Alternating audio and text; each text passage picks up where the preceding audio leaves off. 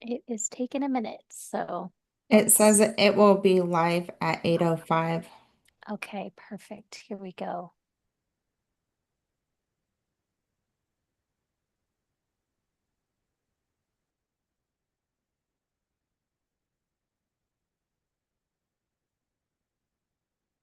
All right, I don't know. Let's see. We're live. Yay! All right, perfect. Hello, everybody. We are back. So excited to be here. I know it's been a little bit since we last have done a live on this channel. So I wanted to jump on and provide some updates to you guys. We've got some exciting stuff that we were going to share. We also have some prophetic insight and words that we're going to be sharing with you guys tonight. But first, I want to just say hello and God bless everybody. And do feel free, populate in the chat. Let us know where you're tuning in from. We really missed you guys. So please do say hello. Oh, we got people from Indonesia. Hello and welcome, Ruth. Fantastic. Please talk about XRP. Yes. Okay, we're gonna possibly bring some of that into the discussion tonight. So thank you, everybody. Glad to have you. I've got Heather North here with me tonight. And Heather, why don't you go ahead and say hello? Hi, everybody. It's been a minute, but hi. Thank you for joining us. Awesome. Well, okay. Well, maybe for now, I do want to start with some quick announcements. We have an exciting boot camp that we are going to be launching here in a couple of weeks. I just posted about it on the channel a little bit earlier tonight. By the way, today is Monday, June 16th, and it's 8 p.m. Pacific time. And this boot camp is going to be really exciting. It's going to be the first one in a series. So just noting on that. And really, this boot camp is centered and focused on um, mindset reset and healing and breaking off of chains of limiting beliefs that people may have that they can be holding them back, setting them back, or just hindering progress, whether that's in your personal life, spiritual life, or in your business life, and even in your finances. So this boot camp is going to be spread over 3 days. Do check out that video that I posted here just a few minutes earlier. There's more details in that video, as well as the link. I'll also post the link in this live later on, so you'll have that as well. If you'd like to register, it's only $49 for that 3-day event. And yeah, and it's gonna be really great. We've got some downloadables that you'll get with a little workbook, worksheet, and also there will be a roadmap that's given to you guys at the end of that to really help you continue on that journey of mindset development. So, and this being the first boot camp in this series, there are going to be others that are going to be following shortly after as we're developing this content. So stay tuned for all of that. And hopefully, after we've done this first live session, we will turn it into some type of e-course that we can have available as a recording. So people joining from other parts of the world where it's just not feasible for them to join at the time that we're doing the current live session, they'll be able to still participate and get to be a part of that experience. And I will hopefully in the coming months do more of this same boot camp at some different time zones so that people that are tuning in from, you know, different parts of the world can certainly be able to join in and experience the live sessions because they really are special. I did a test run of this a few weeks back with some people and the breakout rooms, the live discussion. It was really cool and it was really great to experience. And Heather, I mean, what were your thoughts on it? I think you had some great Yeah, experiences and I thought it was absolutely amazing. It definitely allowed you to see the areas that you're strong in and the areas that you need to work on. Because sometimes we might think one way of ourselves or that, we don't have we don't have an area that we're struggling in, and this definitely broadened my perception of, okay, this I might need to work on this area a little bit more. And we're about to walk into different areas of life that we haven't walked into before. And so we have to prepare ourselves, right? We have to prepare ourselves mentally, physically, and spiritually. And that's what this boot camp is going to do. And so you have to prepare yourself for battle, just like David went in, but he was prepared spiritually for battle. And so maybe you might need to just uncover, like, what garment are you supposed to be wearing and what garment are you supposed to let go of, before you walk into this new season, before you take your rightful position that God has prepared for you. And if you think of King David, he had to serve a long time before he stepped into his kingship, right? He had to serve in the army for a long time and for the army, for Saul for a long time before he was able to step into the kingship. But that gave him the tools that he needed in order to steward over the kingdom that God had set aside for him. And so that's kind of the season that I think we're going into is preparation. Um, we can think that we would be able to steward over wealth the way that we're called to steward over it. But if we haven't put anything in place and we haven't really done like a self-analysis, a self-inventory, you know, we might not be equipped the way that we need to be equipped. So that's what it did for me. It definitely broadened my self-inventory and made me realize the things that I needed to work on. But That's great. And just be mindful too that this is mindset development. The way that God showed it to me is so incredibly important. And he's told me that he's going to have me speaking on mindset development more and more, and really expanding on it. I use an image for this boot camp, and it's a staircase, right? At the bottom of the staircase are chains because a lot of us are being chained by these mindsets, by these limiting beliefs, right? We need to break those chains. But it is a staircase, and that staircase essentially can go as high as we are willing to go. That journey of climbing upwards and leveling up in a sense, um, ends when we go home to heaven, in my Mhm, opinion. So I mhm. don't think there's ever a point where we're ever going to be perfect. And I think that it's incredibly important for us to be mindful of that. And even myself, the Lord is still continuing to reveal things to me about how I can improve on each and every one of these mindsets that I'll be talking about in this boot camp. And um, it's only for the betterment of ourselves, right? Yeah, Because we're only human. And I know that's a cliche that we all say, right? But it is so incredibly true. Um, we are going to have moments where we are faced with doubts internally or externally, and we're going to have moments where those doubts feed into our fears and sometimes magnify those fears.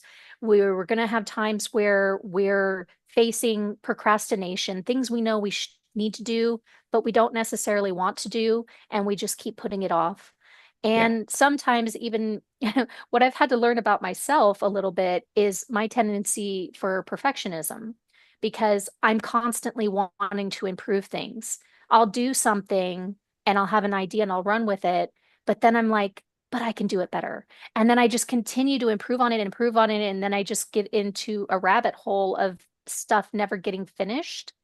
So the Lord's been having to speak to me about that, and he's used Heather a lot in our prayer sessions is, well, why why is this not good as it is right now? yeah, Yes, you can continue to improve on it for later sessions or later times, but what about it right now can't be used? Do you know what I mean?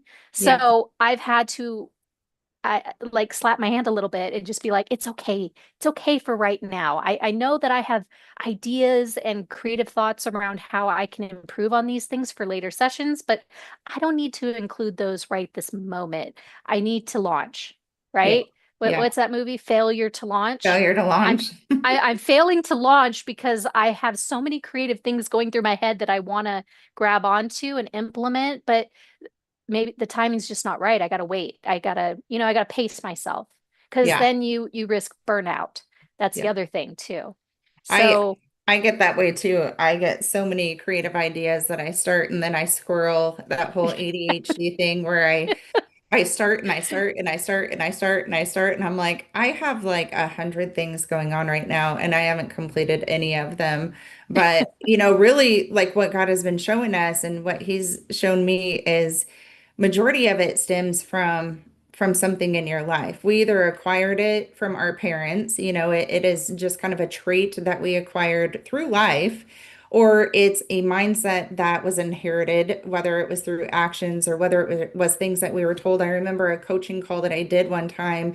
This girl, she was struggling with going forward in her life currently. And I think what was she in her, I think she was in her mid 20s, later 20s. And she had a career path that she had chosen, but she wasn't taking any steps towards it.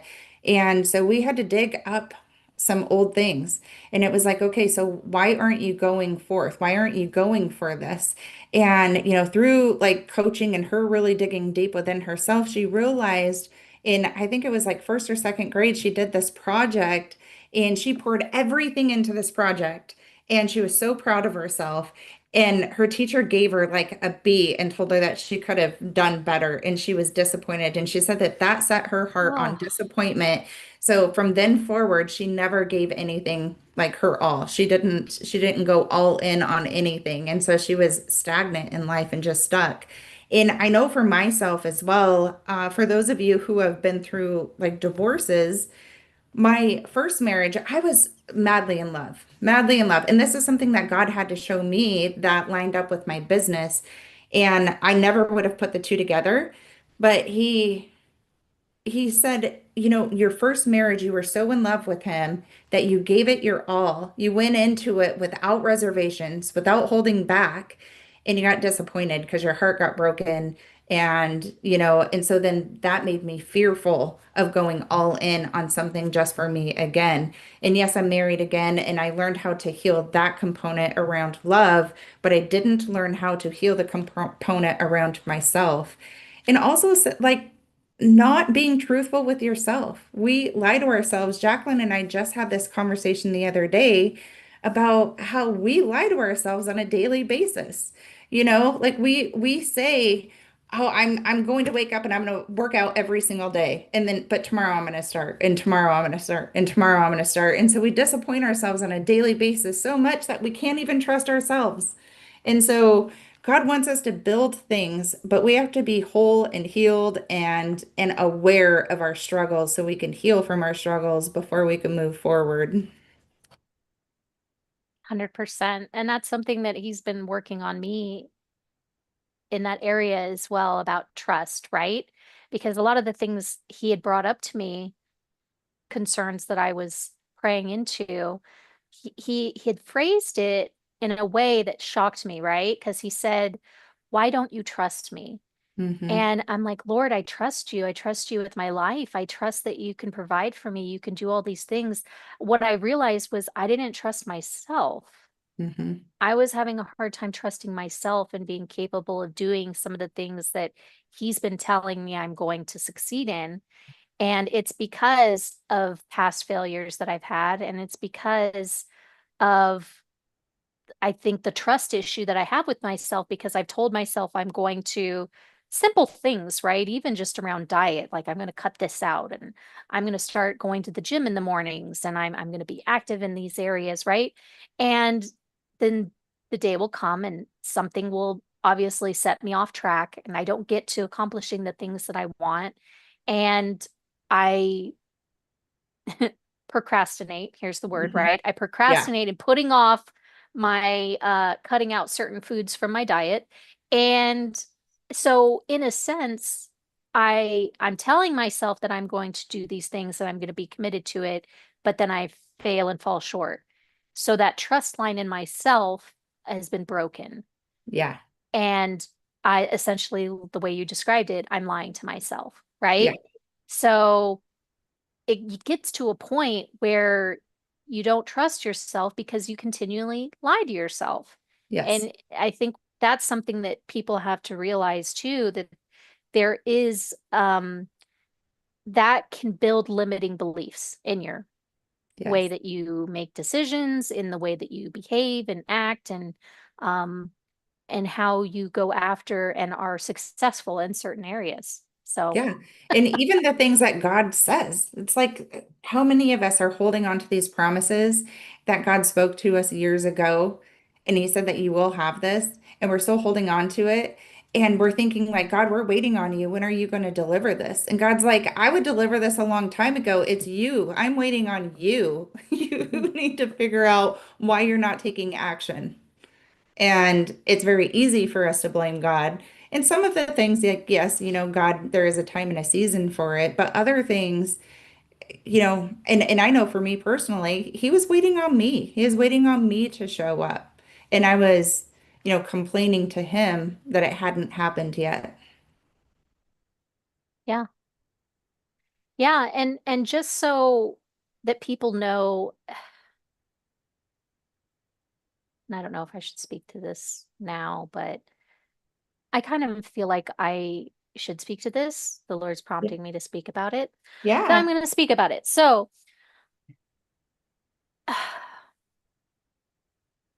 not to say that anyone on this channel doesn't believe that God speaks to his children, but I've had people reach out to me just in the last couple of months that have kind of come against that, right? And without a shadow of a doubt, I believe in my relationship with the Lord, and I believe I hear clearly from the Lord, and that has been proven to me time and time again because of the things the Lord has told me that are going to happen. And then lo and behold, they do happen. The timing is something completely different. Sometimes the Lord is spot on with timing. He says this is going to happen by this month, and it happens by that month. Sometimes he says this is going to happen in a week, and it happens in a week. I've had those Yeah. multiple times, but then sometimes the Lord will say something and he will give a time frame and it doesn't happen in that time frame. I'm like, Lord, what is going on? Did I miss something? And maybe it's not my position to really understand why something was delayed or why something is moved. But if the Lord said something was going to happen, sometimes there can be conditional components to it, right? But Hmm. the Lord had been preparing me since the beginning of this year, around January Yeah. timeframe, right? That I'm going to be moving into full-time entrepreneurship. Yeah. And he's been preparing me for that. And he's been preparing me for that. He's been talking to me repeatedly in like our prayer sessions, me and Heather, our one-on-ones that we have, um, and been letting me know. In the last couple of months, he's been highlighting June. So Yes. June, he didn't say specifically what's going to happen in June, but I had an inclination of what possibly could be happening in June that would cause me to go full-time entrepreneurship. And lo and behold, as of Thursday of last week, that event occurred. So I am now in full-time entrepreneurship, focusing just on my businesses, which, would be the Kingdom Economic Builders and the Digital Dollars Now and the things that he's having me do um, with all of that, my book and mindset development and things like that. Hmm. So if this would have happened a couple of years ago, I would be a complete wreck, Yeah. right? And you know what? Just a year ago, I find this interesting because a year ago, the job that I was at, they were in the middle of a merger, a private silent merger. So employees, nobody knew about what was going on. Um, and they did get bought, and that made the sales team obsolete. And in the month of June, I had been laid off. Oh, So, wow. yeah, 1 year ago today, 1 year ago this month, that event happened. But I had the foresight, the Lord was prompting me to prepare for that. And I had already had interviews and things that I had been working on for 3 or 4 months. So I was able to transition into a new job very, shortly after that event occurred. Um, but this time around, the Lord has been telling me that my transition is not into working for another corporate America position job. I'm moving into full-time entrepreneurship. Well, and he Um, even gave me a word for you, remember? Like two opportunities, but don't walk through it. And yes, they were yes. Share that, Heather, and then I'll explain what those those Yeah, opportunities we were. were in a prayer session and we were praying. I don't even remember what we pray about, whatever the Lord wants to speak to, we pray about, and we lift things up. And he gave her a word that two opportunities were going to come her way because he was shifting her into full-time entrepreneurship. And he said, do not walk through the door. Like those doors are not for her to walk through. And that's all I really remember about the word. We would have to, I mean, we record most of them, so I'm sure it's recorded somewhere. Yeah, But yeah. So I tell her that, and what was it, maybe a month later, or if that, a couple weeks later? yeah, a couple weeks. It was a short period of time from you giving me that word. Um, that I had people from that I'd worked with previously, and one of them was at a company that I had worked for several years. They had a position open up in my territory, and they reached out, said I should interview for it.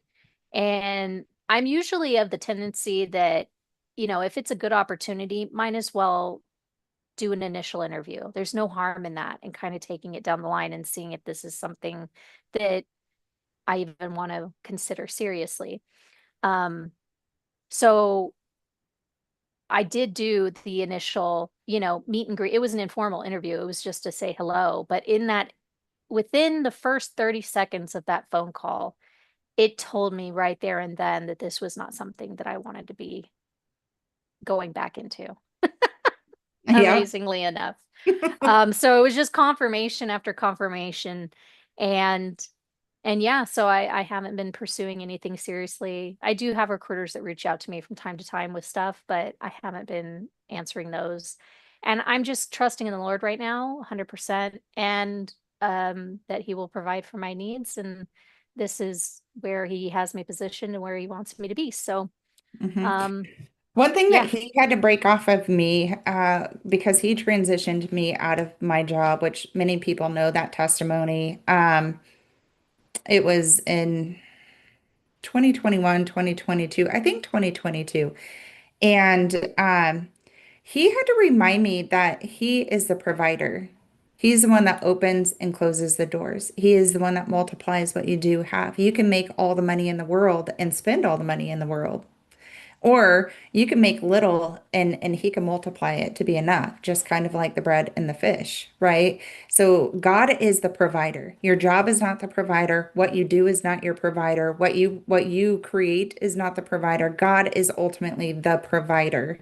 And so if you are in a transitional phase right now, which I think many people are, either you are in a transitional phase and God is prompting you, like you feel the nudge, like, hey, I need you to get busy. I need you to get going. I'm knocking at the door. You're not opening the door. You know, if you are feeling that, I would really press in and just trust him, trust the process. And it might seem scary. There were many months where I was like, okay, Lord, I am trusting you. I am trusting you. I am trusting you right down to the wire. I am trusting you. And every single time he provided, and from what I have realized, I know quite a few people that have been called out of their jobs over the last few years. We have all gone through a testing season where we trusted God. And so things might look one way, but they are not that way. God provides, but he's testing our heart posture. He's testing our faith in him. He's testing, like, what is it that we trust more? Do we trust money or do we trust him? Do we trust our jobs or do we trust him? Like, where is our faith?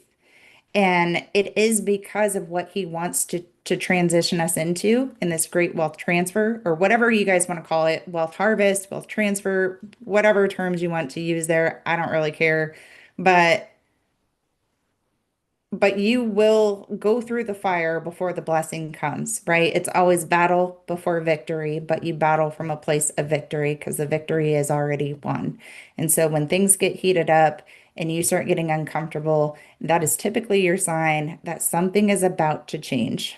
So I just want to put that encouragement out there, and also do a self inventory. Like, where is my faith? Where is my trust? Like, do I trust in my paycheck more or do I trust in God more?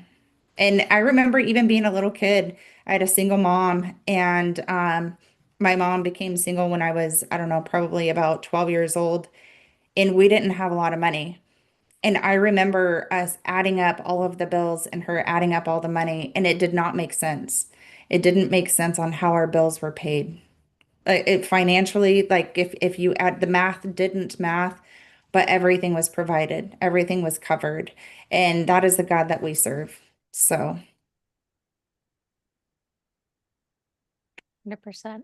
yeah, That's great.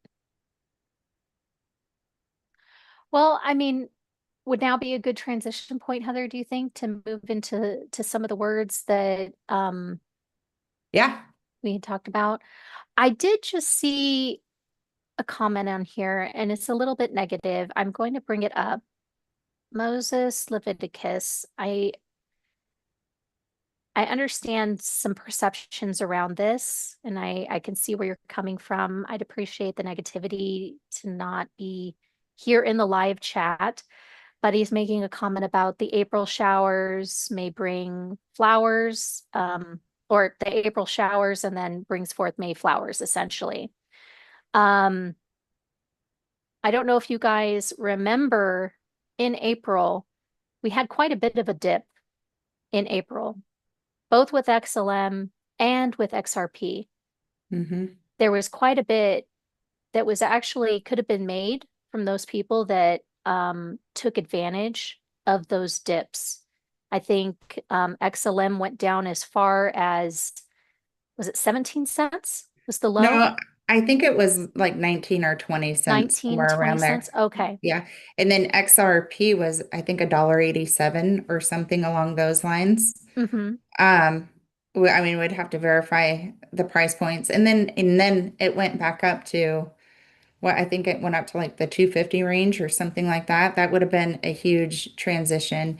And same thing with XLM, because I think it went back up to like the 30 cent mark, didn't it? So if you bought in at 19 cents and then, you sold at the top at like 30 whatever cents, we don't always know. Like this is one thing that we release what God tells us, right? Like Mm-hmm. that's and we don't even have to release it. Like we just choose to walk out what we are personally doing. Like God is telling us stuff, and so we're sharing it with everyone. It is up to every person to take it to God and ask him, like number one, to verify what he's saying, right? To test Yeah. it, to test all spirits.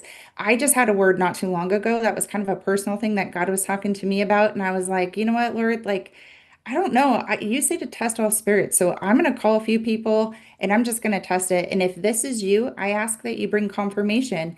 And I got confirmation from two different people, two different calls. I didn't tell either one of them what it was even about. And they both confirmed it.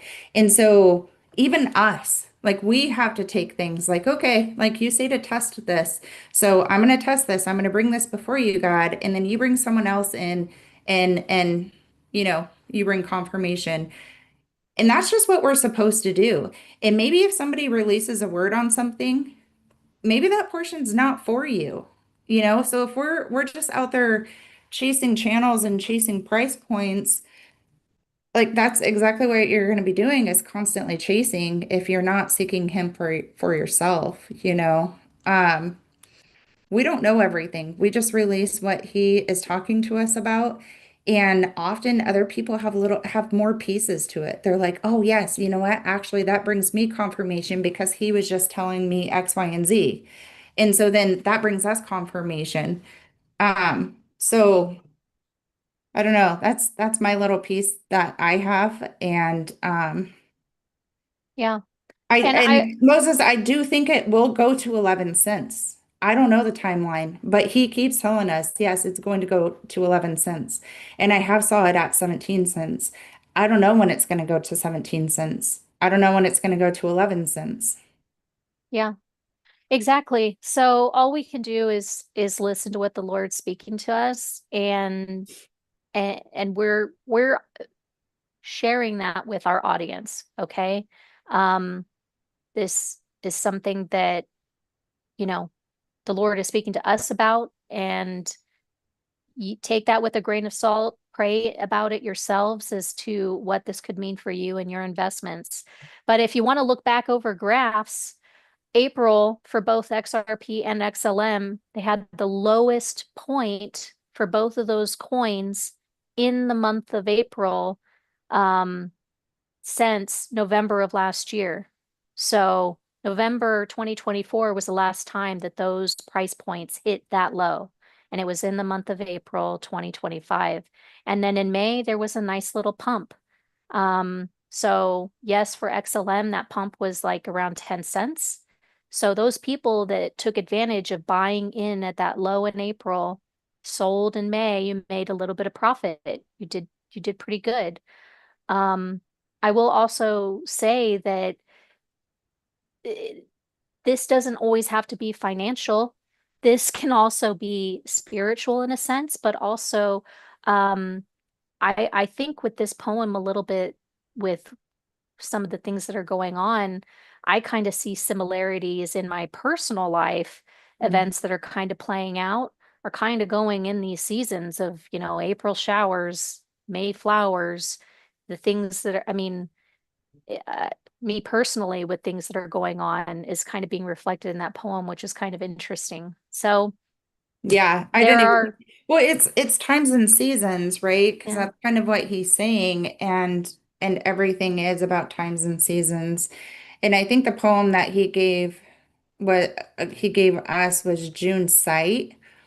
And somebody else wrote on here about making money in June.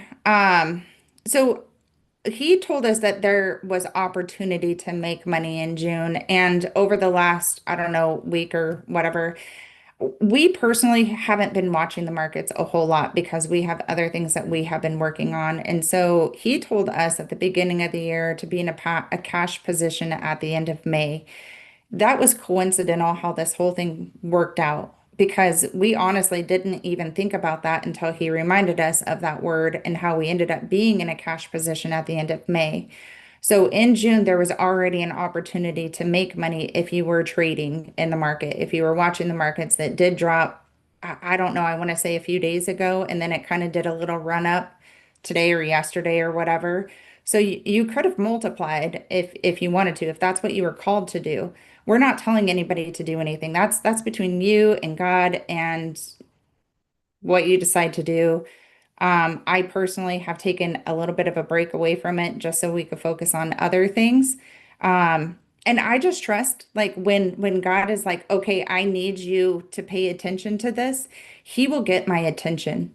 And that's where my faith lies. Because I did not anticipate selling off everything in January. That was not something on my radar. That was something that he told us to do. And we were like, what? And we had to test the spirit. We are like, okay, I need confirmation on this. I need confirmation on this. And we prayed into it and we asked for confirmation and he brought confirmation. And so we took a leap of faith. We listened to it. We sold off. And then sure enough, the market started dumping, right? And so that's kind of the position that I'm in right now. Personally, I'm just waiting on God. Like, all right, God, I have these other things that have my attention. And so if you're calling me into the market or if there's something that you're wanting me to pay attention to, then I ask that you get my attention. And I'm just not afraid that I'm going to miss it. I'm not yeah, worried about it. yeah, I've been at peace about it too. So, and we do have some things we'll share with you guys tonight on some words that the Lord spoke to us. We were in Hawaii actually a week and a half ago. We were there from June 5th to June 10th. And really this was I feel like it was kind of a reset for us. Yeah. Heather, how do you feel that Oh, yeah, for sure. total reset, Yeah. right? We Yeah. needed this. It was a great vacation and just a time of relaxation to completely de-stress and just kind of reset our, I think, mental and physical everything health-wise. And we did have some opportunities to pray, and we got some great words. So we're going to share a couple of those things tonight, and then we're going to because we're still recording, reviewing those recordings because there was so much said. We got to go back and take notes and get that all down, and then we'll be releasing those to you guys as we get those reviewed. So but tonight we'll share some things with you guys about the stuff that Heather's had a chance to review over the recording, and hopefully this will be a blessing to you guys. But I do truly feel like the second half of this year, guys, Yeah. we're just gonna be shocked. That's kind of where I'm sitting at. Heather, I don't know how you're feeling about this, but Yes, I do. Yeah. there's I stuff think coming down the line. hmm um yeah. So I'll just read some of this and then I will see. I have something that I'm waiting for his confirmation on whether or not I should share. I don't know, but I'll read some of these and then I'll see if I feel like he's leading me to share it. Um all right. So what he is saying right now is he wants people to ask him. He wants you to get into prayer and to seek him and to test it, right? Because there are so many people out there saying so much. Like, how do you know if you are not in connection with God and you do not have a relationship with him and you are not listening to him, then how do you know that a person is not leading you astray? How do you know that we're not leading you astray? I'm not above anyone. I am just a simple person, right? And I actually saw a video the other day about a lady, and actually it was on, I think it was on TikTok. And this is something that he's bringing up. But there's this lady, and she was approached by somebody in a mall. And this lady in the mall was representing some type of Christian organization. And the lady doing the video was like, I was really excited about it because I'm a Christian myself and I lead, all these groups, I do Bible studies, blah, blah, blah. And this person starts talking about Father God and Mother God.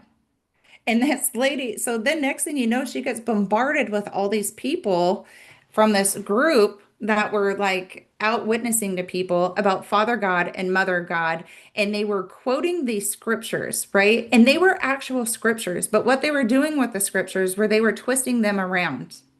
And so, had she not been well versed in the Bible and found out for herself, she probably could have fallen into it very easily because they were reading scriptures from the Bible. And so, I think that is something that is really important. God is wanting people to have a relationship with him, not seeking it out from other people. Like, yes, we're put here for a reason and we're all meant to come together and we're all one body. But you need a relationship with him and figure out how to hear from him. So now that I'm off my soapbox, I'll continue. Well said. Um, okay, so this was on 6/8 and the call started out, we were just praying and we are recording it. So it was super like non-formal, just we're just laying in bed actually with face masks on, doing our girl thing and just They, praying, you know? yeah, they were collagen face masks, so I don't know They if were you guys calling, remember. don't we look younger? Yes. Isn't her skin shining? No. But anyhow, so we just decided to record it because we were like, all right, Lord, like, what do you have to say? We were just having a girls' night and we invited him to it, right? And Yeah. so he reminded me of a dream that I had a few nights prior. And in the dream, it was Jacqueline telling me about a crypto that she really likes, but I could not remember what the crypto was. So as soon as I woke up from the dream, I forgot about the crypto. And he was highlighting that. And I was like, all right, Lord, like you're reminding me of this, but I don't know what the crypto was. I cannot remember what she said. And during the prayer call, like a little while into it, the crypto TAO kept popping up. And I don't know anything about that crypto, but I'm just releasing that. And so, you guys, like whoever is feeling led to it, I would pray into TAO and see if that's something that you're feeling like he is leading you to. Maybe Jacqueline's looking up some information because I don't think we even looked it up. Did we? No. So I'm looking on Coin Market Cap, and the one that I can see right here, the only one that's I believe is being tracked by Coin Market Cap is the name of it, Bitten Sore. It's number 31 on Coin Market Cap right now, and it's sitting at $369 right now, roughly. per coin. What has So it done over the last week or two? Does it tell you that? yeah, let me pull it up. Because this was on the 8th. And every time I hear TAO, it reminds me of thank you in advance. I don't know why, but it does. Okay. So it's interesting on the 8th, um, it was down. It was down a little bit. And then since then, it's had a run up. So it was down to, let's see, $378 on the 8th. And then it did a run up on the 9th or 10th to um about $437. And So, now it's run back down again. yeah, So there was a pump. We see the Lord gave us something and we weren't even really paying attention to it because yeah, we didn't look it up. We were just like, okay, Lord, we're going to put this in our back pocket to watch out for. yeah, yeah. All So, right. So he did give me that. I would pray into it. I don't know if it's going to do more or not, but I released it. Um, and then Jacqueline saw the Madrid fault line and she heard big changes, shaking everything that needs to be shaken. And then she heard the earth will moan. Then she saw July, and she doesn't know if it is a timeline marker or what, but she saw July in the midst of this vision. So there's that, whatever that means. Um, and then we remembered the poem that he gave us, which it was, Jacqueline, you'll have to remind me of the poem. It's May, April showers, May flowers, June sight, July fright. yeah, it's July Fright. Yeah. Um, so I think some things might be happening in July, and if you think about July fright for the crypto world, it could be that a lot of political things are happening which might shake the crypto world. I don't really know, or not just crypto, but just the market in general. So I would keep your eye on July. And then Jacqueline heard earth shifts and crypto shifts. So I am under the impression, and what I have felt like God has been saying is that crypto is going to drop significantly this summer and that there's going to be a run up this fall. But that is also historically, if you look back, that is typically how the cycles work. Usually in the summer, it does die off a little bit, it drops, and then you have another run in the fall slash winter. And so that is really kind of what I feel like the reason why God hasn't been super heavy on us as far as crypto recently, because he's had other things that we've needed to work on. But I do feel like we're preparing for something in the fall. I do feel like there will be moments and opportunities to buy in for a fall slash winter run. And then it also kind of reminds me of like the Christmas in November prophecy that has been released multiple times. And so I would pray into it, right? This is not financial advice. This is just me personally sharing what I feel like God is telling me.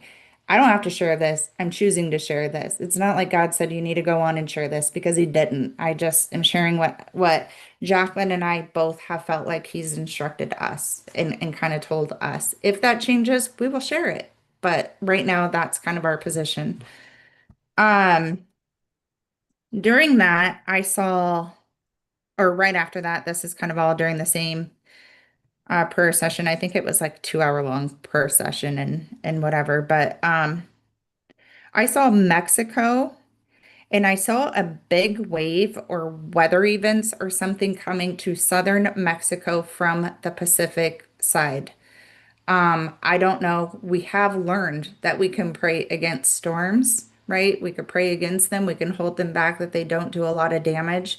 I didn't necessarily see this as it was going to do a ton of damage. And so if anybody is in southern Mexico, we just plead the blood of Jesus over them, God, and we just hold back any storm that might be coming their way. So we just place your angels around them in Jesus' mighty name. So that is something I saw. um, I don't know why he showed that to me. He really didn't say anything else about that. It was just kind of a quick vision of it. So, And then I saw land coming from the ocean, and it was like new land. And I don't know if it's symbolic or not. But then we were thinking, like, okay, if there is an underwater volcano, that could potentially create new land. So I'm not exactly sure what he meant by that, but I saw that as well. Um, I don't know if I should get into like the political stuff. Should I? I didn't write all the political stuff down. Okay, I'm just going to go through some. Okay, why not? Um, he then reminded me of a dream. We were talking about kind of the unmasking that we've released quite a few times. Like God's spoken to us about the unmasking that is about to take place and the corruption that is about to be exposed. And he reminded me of a dream that I had about Michelle Obama. And in the dream of Michelle Obama, it wasn't Michelle Obama in my dream. It was my cousin Michelle, but she represented Michelle Obama. We were jumping in the water from this waterfall, and Michelle never came back up. Like we jumped in, it was fun, and then we were looking for her, and she didn't come back up from the waterfall. And so we were down there looking for Michelle, and we found this trap door, and we went through this trap door, and it took us to this stage. And we were looking at the stage, and all of a sudden the curtain got pulled back. And we knew in the dream that Michelle did not make it. I'll just say that so we don't get flagged.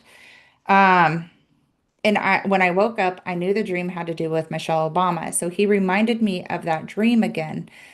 I don't know necessarily what the dream means. However, Michelle really hasn't been out and about much recently. We've seen a lot about Obama. We've seen a lot about different people, but we really haven't seen Michelle a whole lot. So I don't really know what is going on there. But then in the same time, he reminded me of my dream about Isaac Cappy. And I really didn't know a ton about Isaac Cappy. I'll explain my dream and then I'll let Jacqueline tell you kind of who Isaac Cappy was. I had this dream, it was very short. And in the dream, we were saying, man, I wish we would have listened to Isaac Cappy. And then I woke up. And so, Jacqueline, if you want to talk about who Isaac Cappy is. Yeah. Isaac Happy is an actor. He's been in a lot of supporting roles in mostly comedic movies, I would say. If you look him up online, you can see his um or maybe even like Wikipedia or whatever. You can see all of the films and stuff that he's been in.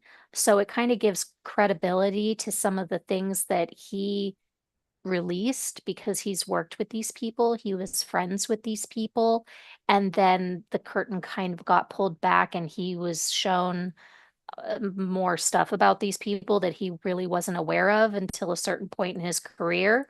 And I think for him, it got to a point where if he wanted to level up in his acting career, he needed to start participating in some things that, as most of the people on this channel are more awake and know about, um, is very disturbing and disgusting. So feel free to look that up on your own time, but yeah, he notably called out some very famous people in Hollywood, and that these people um, uh, do these certain things and eat these certain things, and it's Mhm. yes.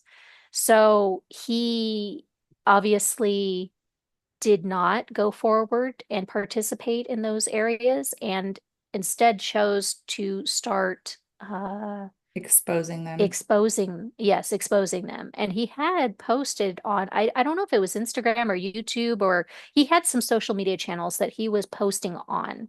And the most, um, I guess, scary one that he did was probably his last post. He was doing a live and he was trying to answer questions during that live, but he was also being cryptic. And he was encouraging people that he's okay, he's not suicidal, he's, you know what I mean? He's safe, all of these things. And then I think it was like within a day or something of him posting that live video, supposedly he allegedly committed suicide by jumping off of a bridge into oncoming traffic. Yeah. So I do pray that that was a cover of some kind and that Isaac Cappy is actually alive. I believe I, during a prayer session, received something about that, that Isaac Cappy allegedly is still with us. So I pray that that's accurate. I pray that he's been turning evidence to people that can do something about it. Yeah. Yeah. So, Yeah. um, yeah. So keep your eyes open for that. Who knows what we're going to see with in the next couple of months, maybe even next couple of years. Hopefully, it doesn't take that long. But yeah, Yeah. So he really talked to us a lot about things that are about to take place. And I don't know, maybe it's a little bit of peace of mind to us because we're like, all right, Lord, you keep saying like this stuff is going to happen. And it's just like the crypto, right? Like you keep saying this is going to happen, this is going to happen. These are the prophetic price points. And so and so is going to, we have tribunals and we have Gitmo and we have like all these mhm. words that we receive. And we're like, well, when are we actually going to start seeing it? And so, perhaps he just started speaking on that to give us like confirmation, like, yes, this still stands. This is coming down the pipeline. There are things in the background that are working that you don't see yet, right? So And things are not as they appear to be.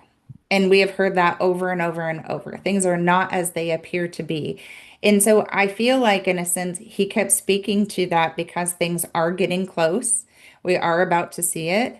We are about to see some accountability, I guess is what we can say, and some actions and as far as the markets. Um, because when he starts repeating himself and bringing it up, like pretty much the same thing, when he starts repeating it, then you know that the time typically means it's getting closer.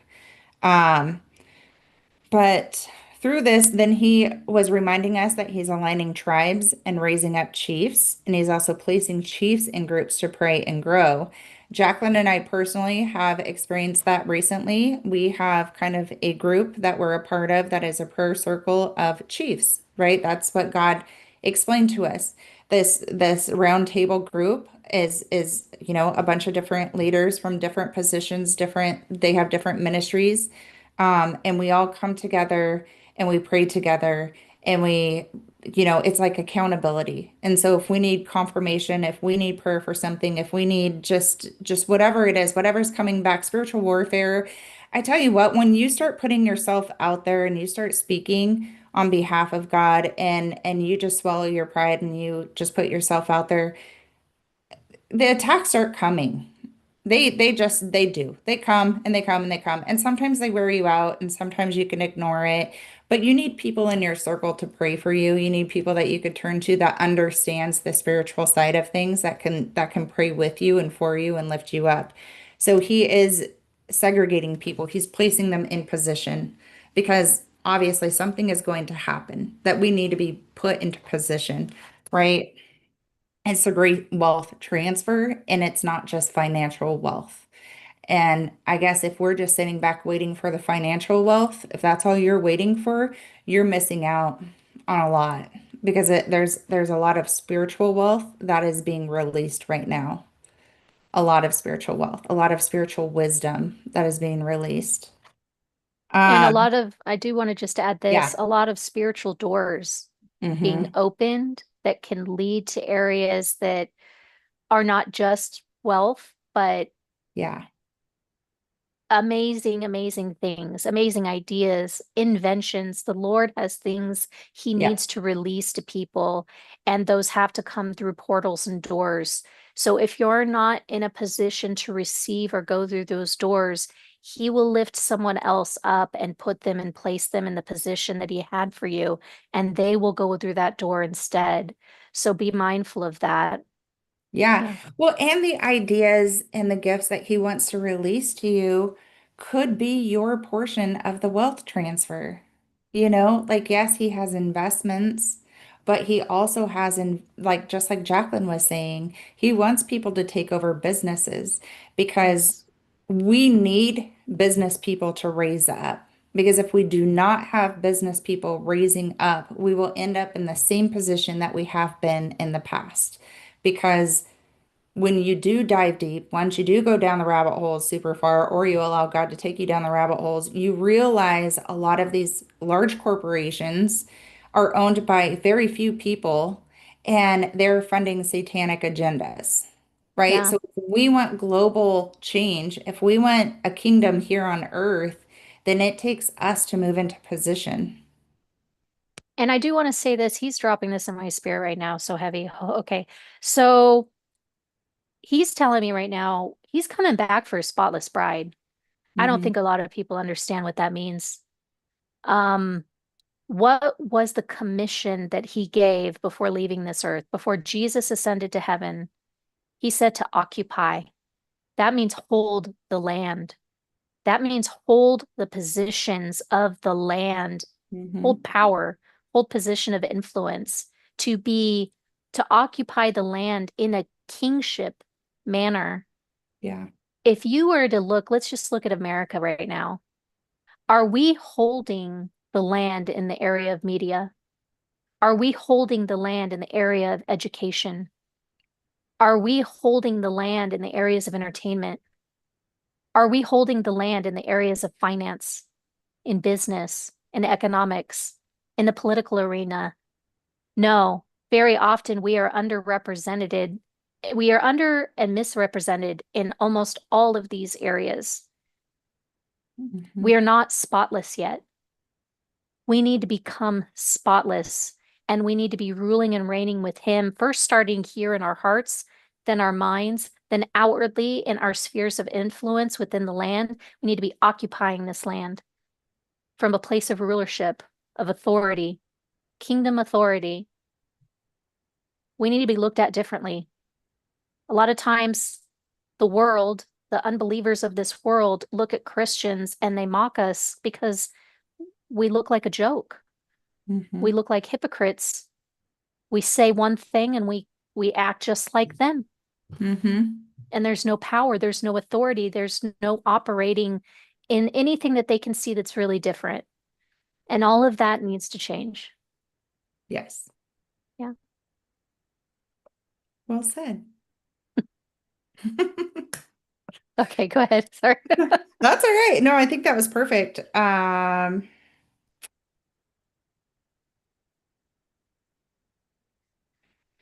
Okay.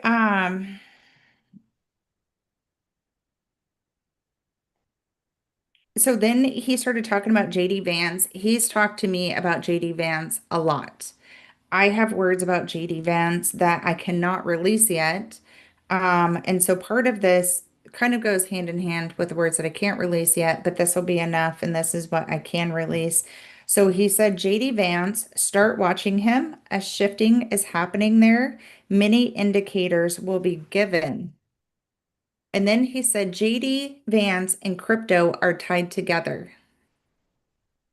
So I would pray into that and see what you get. Um, And then he showed us like detectives because he was kind of giving us a lot of different pieces and he was talking to us about keys and he was like, I've given you a lot of keys, now start putting the pieces together. And so I know a lot of people condemn us for speculating, right? But God also asks us to, like, what am I saying to you? I don't know how many times, like in the midst of prayer, God will give you a bunch of different pieces and then he'll ask, what am I saying to you? 90% of the time, I say, I don't know. I don't know what you're saying to me. And so, usually, a lot of the times in our prayer sessions, he will give me a picture. I will paint the picture for Jacqueline, not physically paint, but like I will speak the picture that I am seeing. And then she will interpret basically what the picture is saying. Um, and so he showed us detectives and how they put the pieces together and he asked us like, what would that mean? And he said, they put the pieces together so they could find the picture, but they also put the pieces together to find the pattern. And so there's a pattern behind all of this. There's a pattern behind the crypto. There's a pattern behind, the words that he's given and is releasing. And when you put all of the pieces together, it does form a picture or a portrait. So,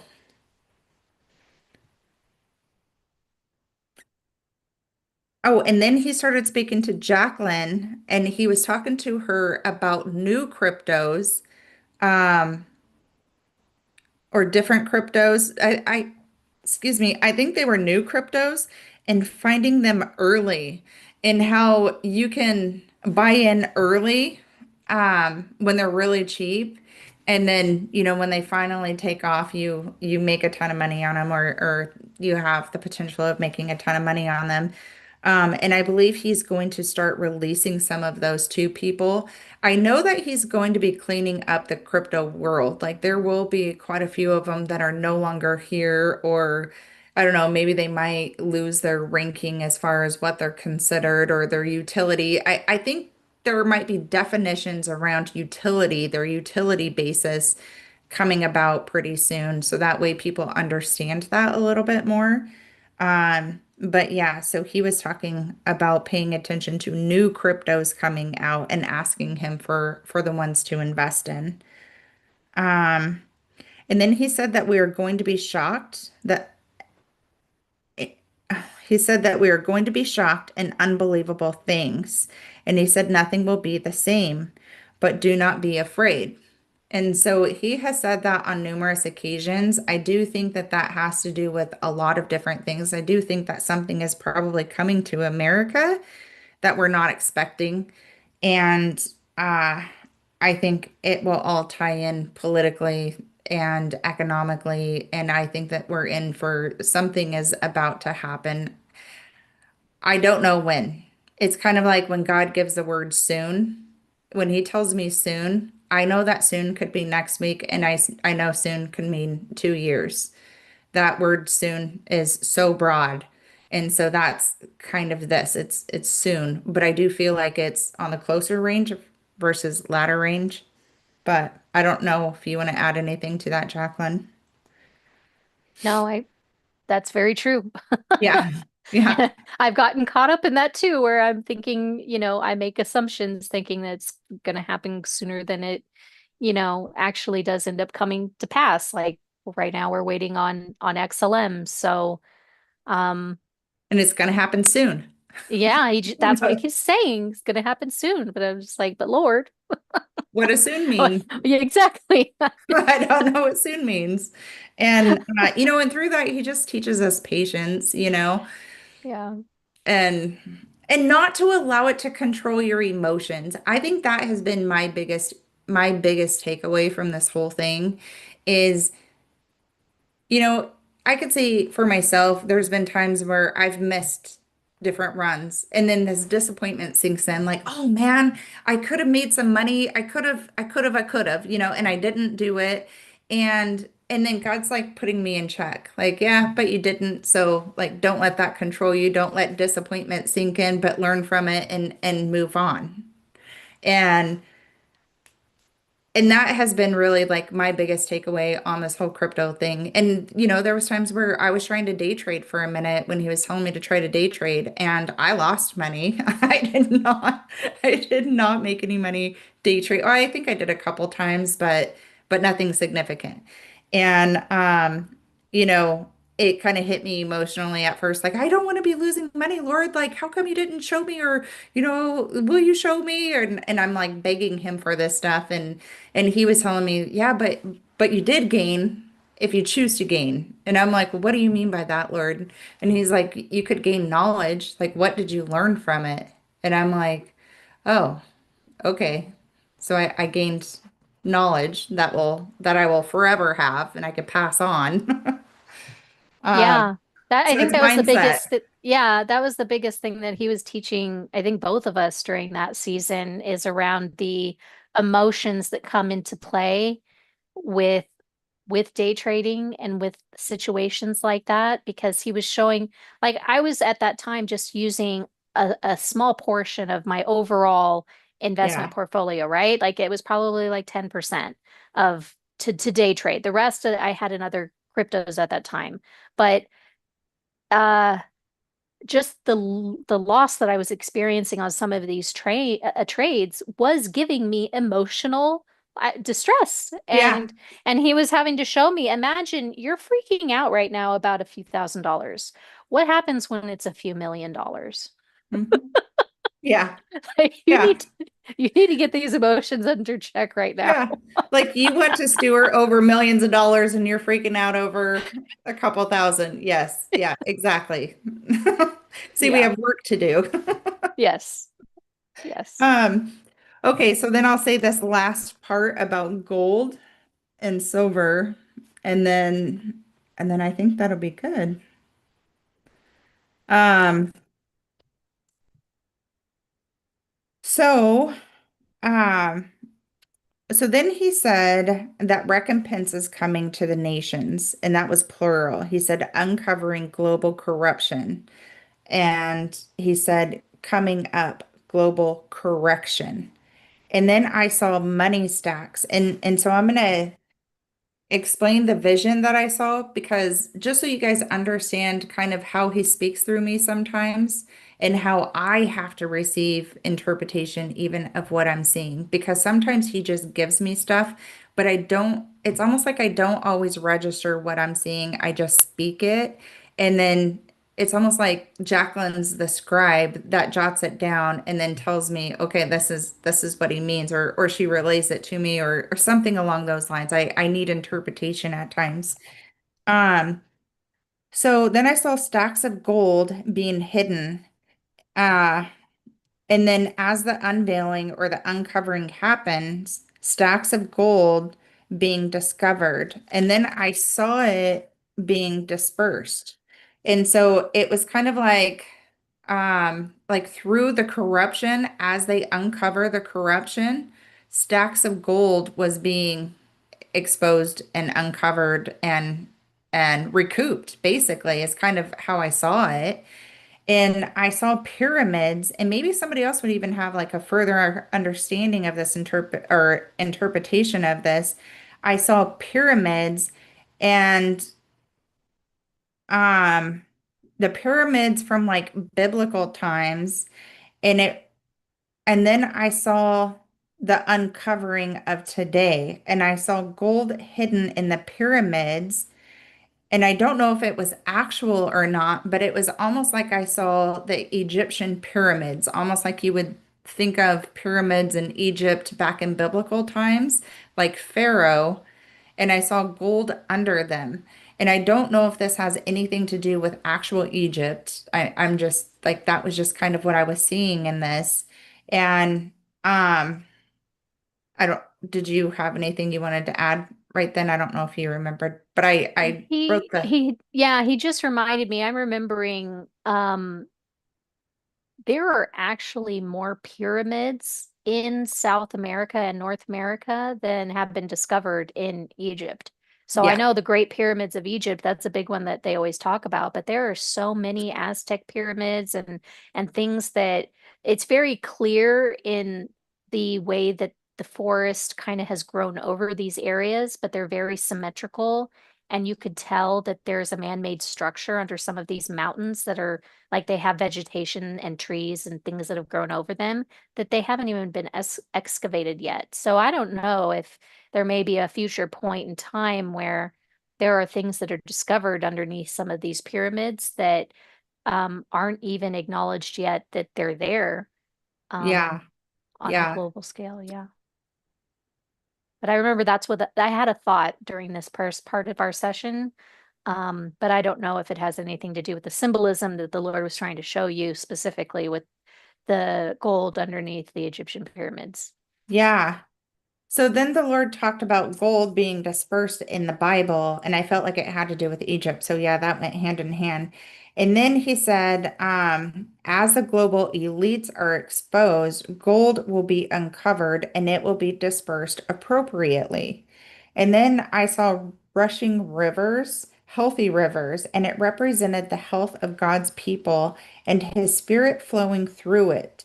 And then he said, life, life more abundantly. And he said, I'm bringing forth living waters. I see it happening after an unveiling. He said, nothing will be the same, and I am bringing forth a new day. We are stepping into a new day. Nothing will be the same. He like repeated himself, and he's been repeating that over and over and over that nothing will be the same. Um, so when he said that, He said, then I saw Noah, but I also saw, oh, I saw a rainbow. When after he said that, I saw a rainbow, and then I saw Noah, but I also saw Moses. And he said a reset equivalent to that. Do you remember the translation that you got? Do you want to speak to that? Because I was Yeah, like, I'm seeing a rainbow, but I'm seeing Noah and I'm seeing Moses. And he said a reset equivalent to that. yeah. And yeah, go ahead. So during the time of Noah, there was a covenant made with Noah, and that was the rainbow. That was a promise that he would never flood the earth again and destroy the earth by flood that he made with Noah. And so the rainbow was a covenant symbol that he provided to Noah at that time. And the flood represented it's a cleansing, a complete cleansing of wickedness from the earth. So the other symbolism there too was that Noah and his family was not removed from the earth for this judgment to take place. They were preserved in the ark and they were taken through it, right? So they were on the earth during that time, and they had over 100 years to prepare for that event. And they built the ark, they preserved the animals, they preserved their family and their lives, and they were taken through this judgment. And it was the wicked that were removed, not God's people. That's very important to know here. Now, with Moses, there was similar judgments that occurred, right? Um, in a localized area in Egypt. And there was also a wealth transfer that occurred during Moses's time. So there was judgments on Egypt where the wicked in Egypt they had plagues against them, right? That caused a lot of things to happen, a lot of death, um, just judgment there, right? And eventually that was to culminate in Egypt setting free the Israelites and allowing them to go. And when the command came down from Pharaoh to release the Israelites, there was a release of wealth. The Mhm. gold and the silver was released to the Israelites before they set off towards the promised land, right? So with Moses, there was a wealth transfer that occurred. But there's also a little bit more with that story, with the Red Sea moment, and how the wicked Pharaoh couldn't live with himself in allowing this, event to have occurred, the plunder of his kingdom and, probably the death of his son played into that too. But he chased after the Israelites with the intent of killing them. But instead, the Israelites were preserved. They had their Red Sea moment. They passed through the waters. Water, too, was also involved in Noah and in Moses. So there's parallels there with the water, right? Passing through the water. But the water killed Pharaoh and his armies. Well, I don't know if it killed Pharaoh, but it did kill his armies. And so the wicked, in a sense, were killed by water again Yeah, during which is during funny. I didn't yeah. even realize, I didn't even put two and two together when we first talked about it, that he was just talking about springing forth living waters Mhm. right before this. Interesting. Yeah. Yeah. Hmm. But I mean, if we're going to be seeing parallels of this, I mean, it could be very interesting times because we're on a global scale now. It's not just a centralized, God's people aren't centralized in one general area. They're not just enslaved to one kingdom like Egypt.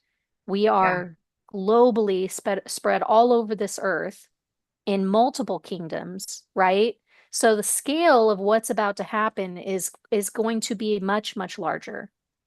And I don't know exactly what that's going to look like, but there is going to be a release of the gold and the silver because the Lord has spoken that on Hmm. numerous occasions. And And I go ahead. no, you go ahead. I do think that in a form is going to be what's been talked about a lot by people, even unbeliever, normal people talking about Nasara and Jasara, right? The global reset That's what I'm that's going going into to occur. next. Yeah. Yeah. So I'll let you, yeah, I don't want to speak into that too much. I'll let you release what. Yeah, we received on that. Okay, so backing up just a little bit about the cleansing waters and how the water changed everything, right? Um, I don't know if anybody has noticed how many people are getting baptized right now and how there are movements of like hundreds and hundreds or even thousands of people getting baptized. I just, it reminded me of that as you were speaking on it. So, I don't know. Cleansing water's I already started. You what? I wasn't even aware of that. I'm not on social media a lot, so I don't see a Yeah. lot of those things, but Well, that's great my to mom and know. I send stuff to each other all the time, and yeah, there are people getting baptized. I don't know, groves of people getting baptized. Um, so then, yes, so Nasara Jasara, he spoke to both of us about Nasara Jasara. So he brought it up, like I'm the one that verbally started speaking about it, and Jacqueline was like, "Oh my goodness, I actually that just popped in my spirit when we were talking about something else. Oh, the uncovering of the corruption and the reset." So he said Nasara Jasara right around the corner, and he said it will be ushered in when the gold is revalued. And he brought that up to both of us. And he said, now is the time to buy. And we were both like, okay, Lord, gold is kind of expensive. And so are you going to give us money, seed money to buy this gold, right? Like we're praying into it. And this is what he wants us to do. And I have a little bit, I do not have a lot. And so then he started speaking to us um, about silver. And he showed us a volcano and silver spewing out of the volcano and gave us the interpretation that silver is about to blow. Now, when I say about to blow, I don't know. Take that back to God and ask him what he means on about. He'll probably tell you soon, which that also is an I don't know. But anyhow, so he told us to invest in silver. And then he showed us the multiplication of silver is kind of like the multiplication of XLM. So I know a handful of people, he's been talking to them about backing into the multiplication of XLM versus XRP and how XLM you could potentially yield a higher profit. You know, like yes, XRP is worth more, but the increase that will happen to XLM is will be more significant, and so you can multiply it more. And that was kind of how he was showing us with silver is yes, like gold is going to increase and everything stabilizes based off of gold, and I believe that's kind of how this is going to happen is like once gold revalues and is set, then everything else will be able to be valued. And but what he was showing us was that silver, we will actually yield a greater increase off of silver. So that's a tidbit for anyone, or maybe a confirmation. I'm not sure. And then he reminded us uh, of buying, I think it's XAG. Is that the silver? Is that the silver crypto? I'm not sure. I can look it up. I couldn't quite hear that part when I was re-listening to it. But anyhow, there is a crypto I think it's or XAGX silver token. Is that? It's 36. XAG. Yeah, it's $36.34 right now. I Yeah. don't know if is this linked to silver? Yes, I believe so. Okay. I don't know if anyone in the, yes, it is. Okay. Yeah, because I didn't even know they had a token that was linked to silver. Um, Hmm. so yeah, that was that was about what he said. And I think too, and this might be the last 10 minutes of this recording you haven't yet got to write down yet, but it was during this point where we're like, Lord, are you going to provide the seed money for us to, you know what I mean, to buy into this gold and silver. Because right now, um, we're waiting on the XLM, the 11 cents that you told us as our buy-in price point around that, 11 cents. And he basically confirmed and said that he's going to provide the seed money for these Yeah. things. Oh, and So, another thing that he's bringing up, okay, so this is us trying to put some type of timeline together, right? So don't come at us saying that we said something that God said that he didn't say, but this is us taking what we felt like he was telling us and trying to put in kind of like a course of action for us, like a game plan. So he has told us that Sheba is going to drop this summer, and he has instructed us to invest in Sheba. And he showed us that there will be a run in Sheba this fall. Not the prophetic price points of $1 or anything else, but just a run up, like an opportunity to multiply the holdings. And so if we think about that, like, okay, Lord, you want us to invest in this in Sheba, but yet you also told us about XLM and XRP, and our understanding is to invest in the 11 cents XLM and it's going to run up to $2 and then roll it over into XRP and catch that run. That has to happen before Shiba is our assumption. So right now, our game plan, what we are thinking, this is what we are thinking, is that the XLM XRP transition or transaction is going to happen before the Shiba transaction, before Shiba runs or before Shiba drops, and then there will be a run in the fall.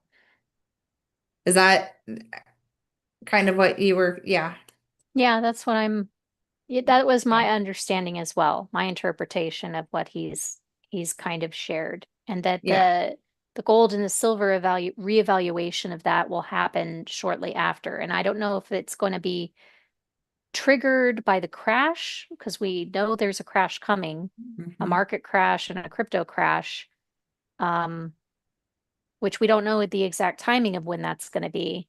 But I think there will be that is a buy-in moment, essentially. When the markets crash, you buy when there's blood in the streets. The Lord has said he's going to provide seed money for that. My interpretation is the seed money he's providing is probably going to be from the profits from XLM and XRP and Shiba Hmm. and anything else he decides to give us beforehand.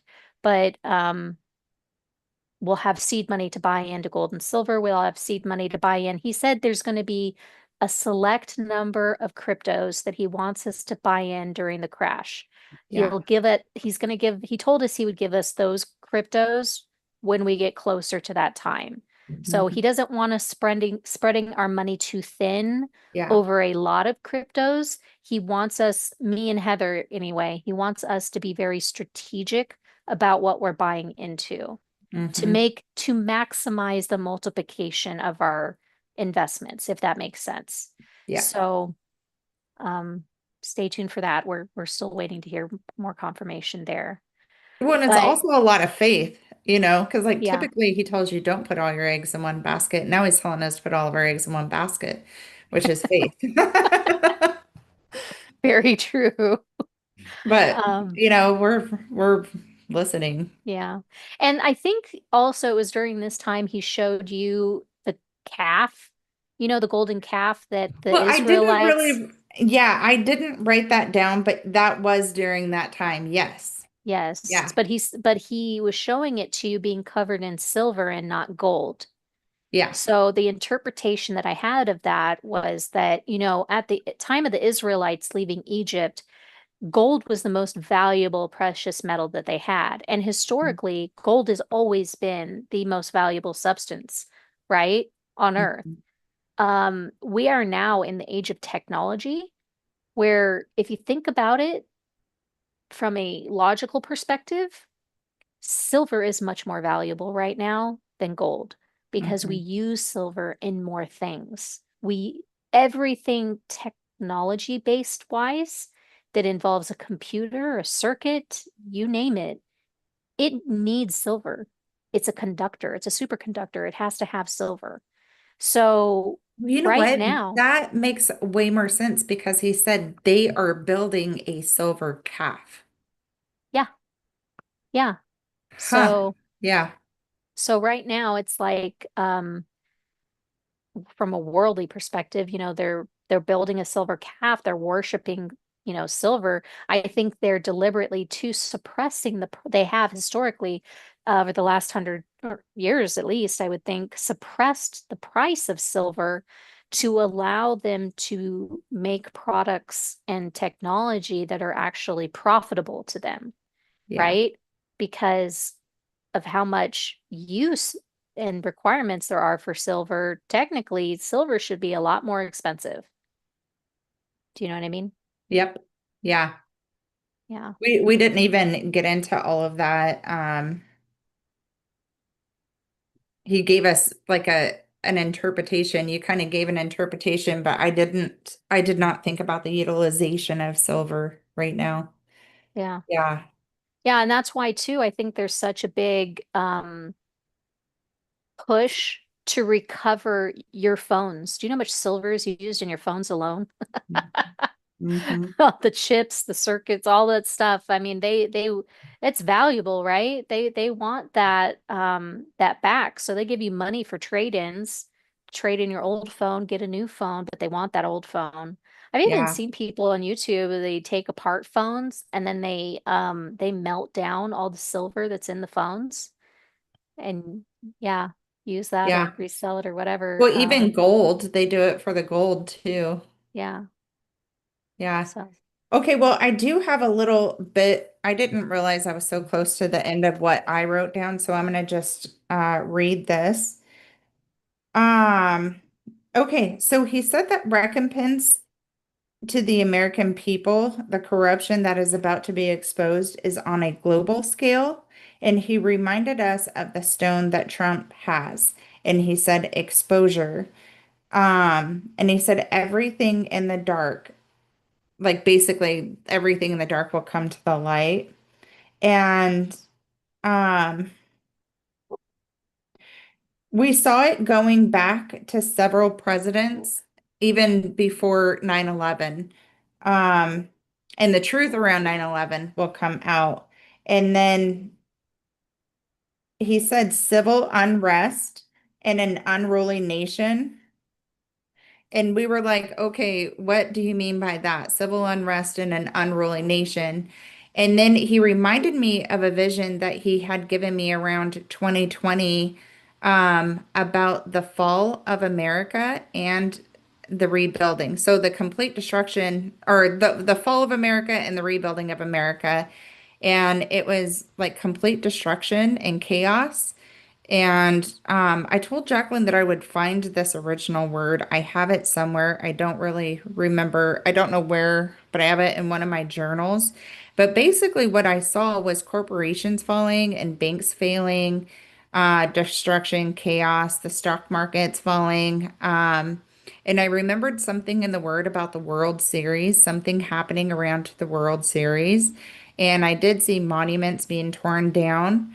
And then I saw the rebuilding of the United States where people were given grants to run businesses and uh, like new cities were being birthed and corporations were being handed out to individuals and just the restructuring and rebuilding of America. Um, and so that's what that kind of reminded me of. And then he said, when everything comes out about the exposure, it will cause people to lose their minds and destruction will ensue, civil unrest. All orders will be lost, or all order will be lost. And maybe that's something that is closer than what we think. I don't really know, but that was the last little bit that I got to as far as our recordings. So, yeah. And I think it's interesting too. Thank you, Casey. She brought this up. Will the RV happen now that Iran and Israel are going at it? I mean, um, my dad just told me about the fact that Israel just, they just dropped um I, I I don't know if it was a full strike or just missiles or they blew up some nuclear sites in Iran. So And this was, I think, just a few days ago, may have been a week ago. It may have been while we were in Hawaii. Um, but yeah, stuff is kicking off. I don't think it's time yet for things that have been talked about in the Bible, like World War III scenarios, but there there are events that are taking place. Let me see if I can pull this up. And I don't know if this is going to be a triggering point for the RV or if the exposure of corruption is going to essentially be the triggering point.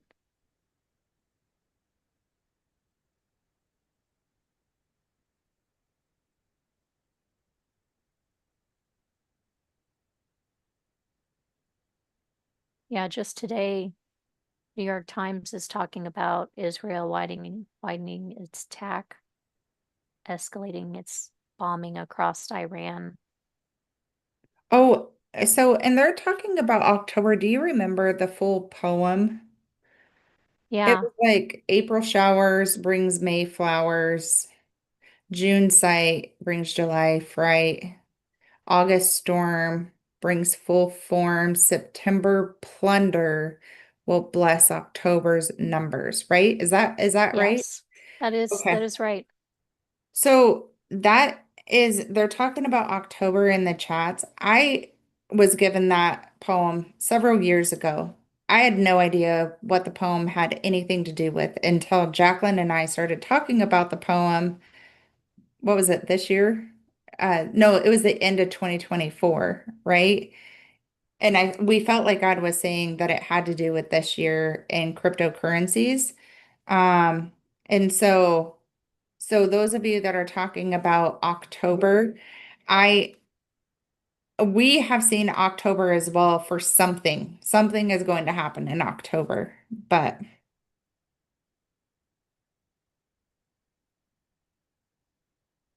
Yeah. We'll see how it plays out. It could be any number of things.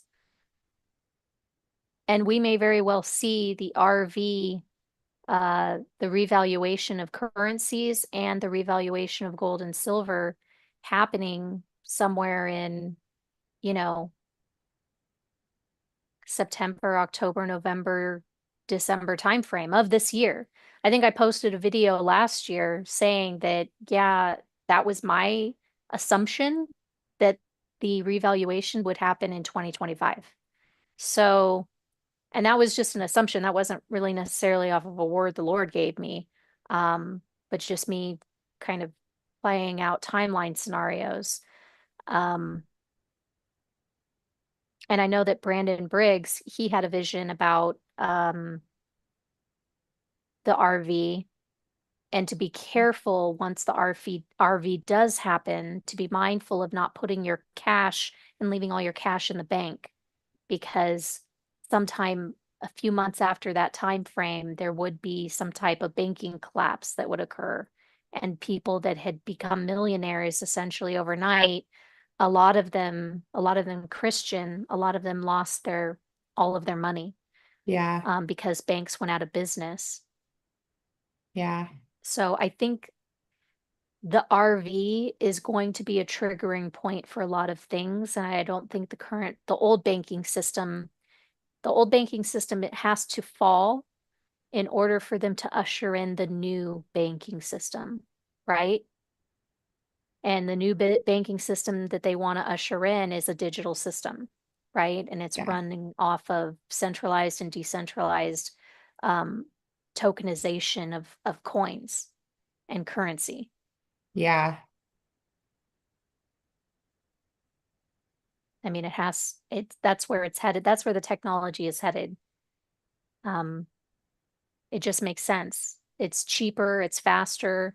You can bank 24 hours a day, 24/7. Holidays are not a issue.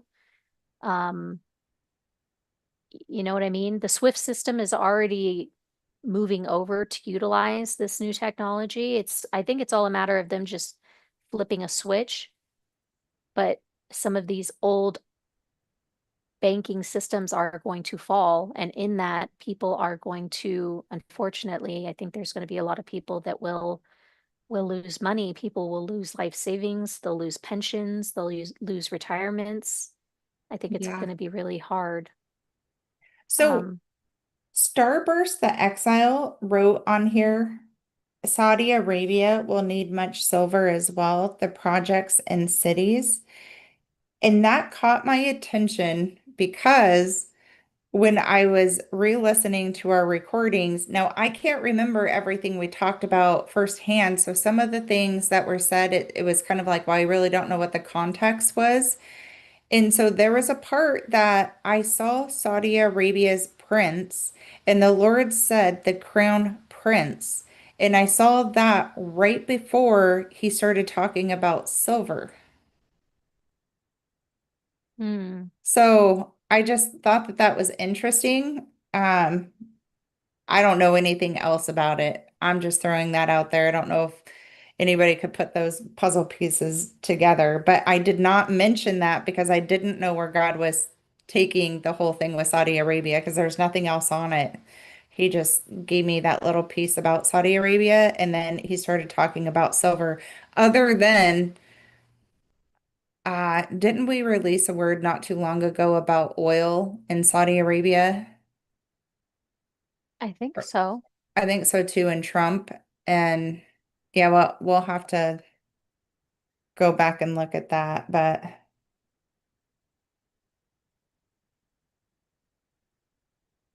Yeah.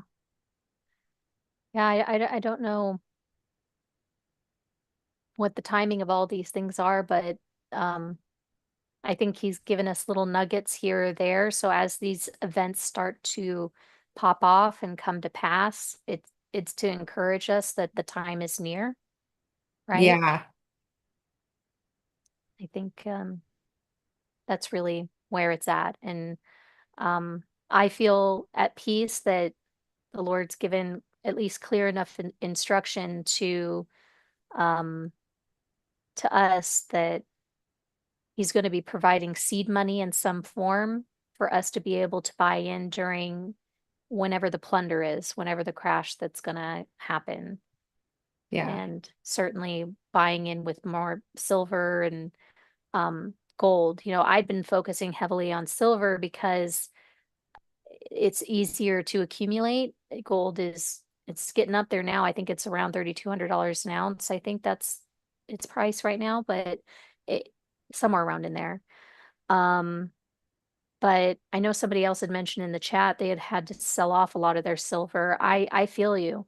There was a time a couple years back where I had accumulated quite a bit of silver, and some events occurred right around the time of my divorce, and unfortunately, yeah, I had to sell off a lot of my silver. I have very little silver left. I have some, but not a lot compared to what I had previously, which, was kind of sad. It made me sad. I mean, that's where I was like, Lord, I want to be able to buy some more silver and maybe even gold. I'd love to be able to buy some gold, but like I said, it's $3,200 an ounce. What am I going to do with one ounce of gold?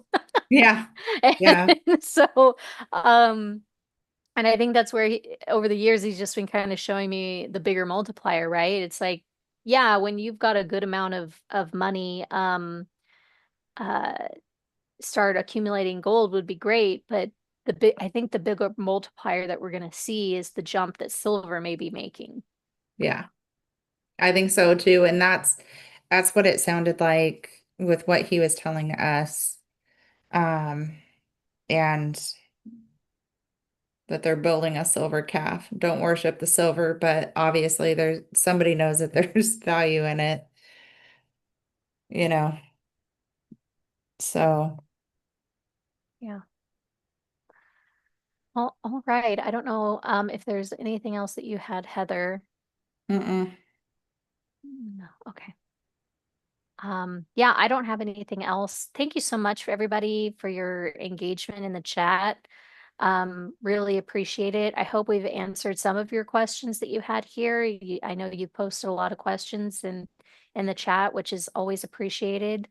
Um, yeah, So we're going to continue in trying to transcribe some of the rest of the prayer sessions that we had in Hawaii, and probably put together some shorter videos and post those separately for you guys with some more like focused content to make it easier for you guys to digest and listen to.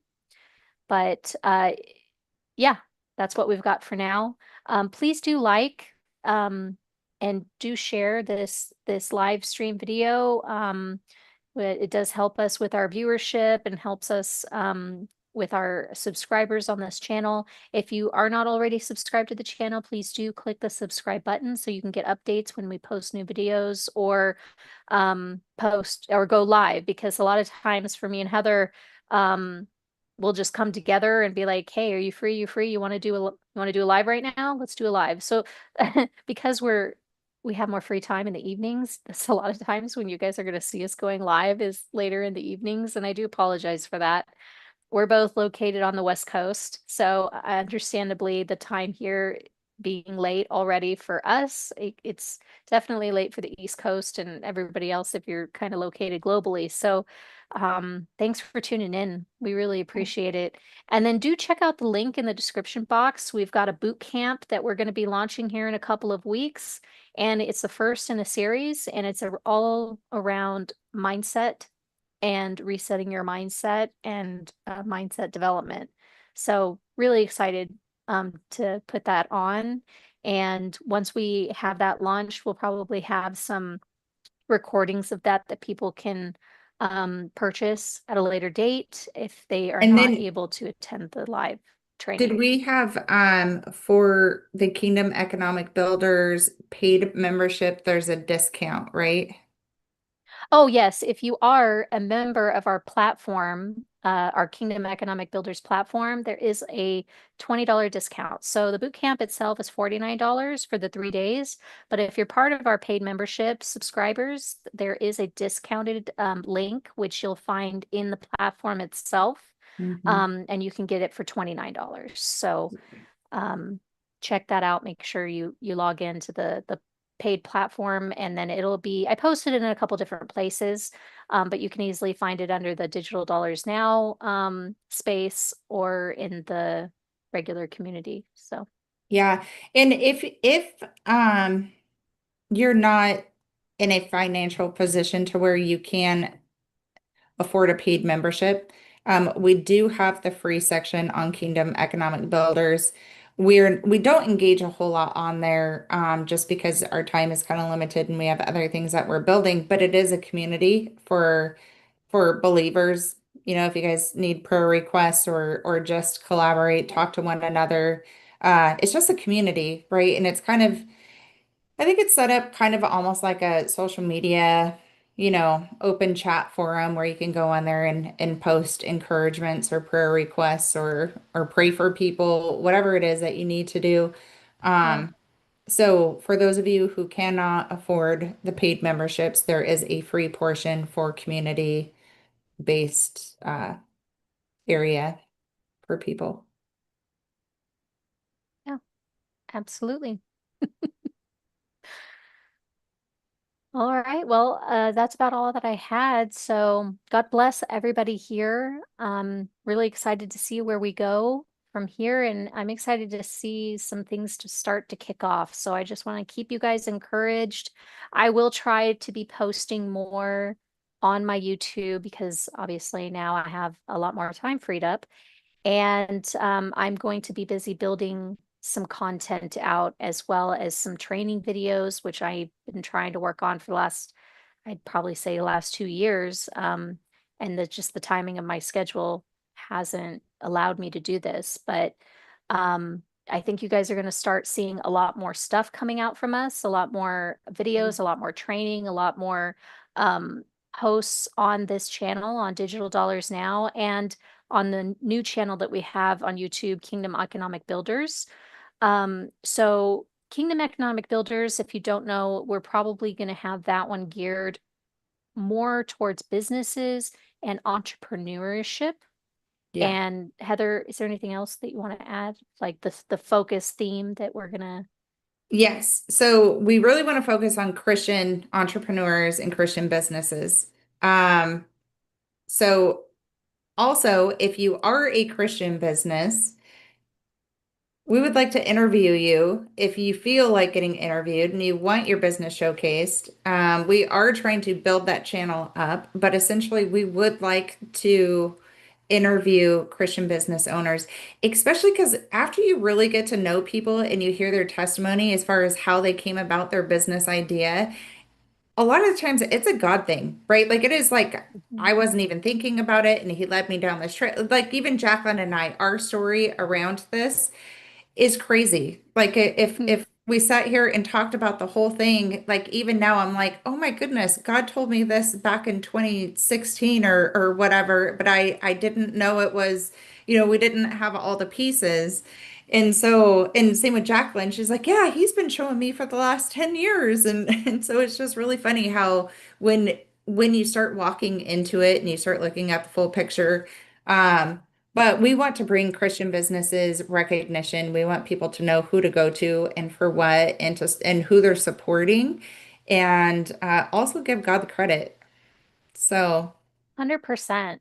And also, it's kind of how we see the Kingdom Economic Builders platform going, moving forward in the future, is we want this to be like a localized depository of mhm, community, really, that you can go to. Yes, we're going to be talking about how you can get started in your business from idea concept all the way through to starting the business, forming this business, the structures that go into it, and what that growth process looks like. But we also want to um, bring together a community of people that are actual experts, that we're kind of building a list of experts so that when somebody comes to us in our community and they're like, I need help with X, Y, and Z, we can easily say, hey, these are the people within our community. This is a licensed tax attorney. This is a licensed CPA.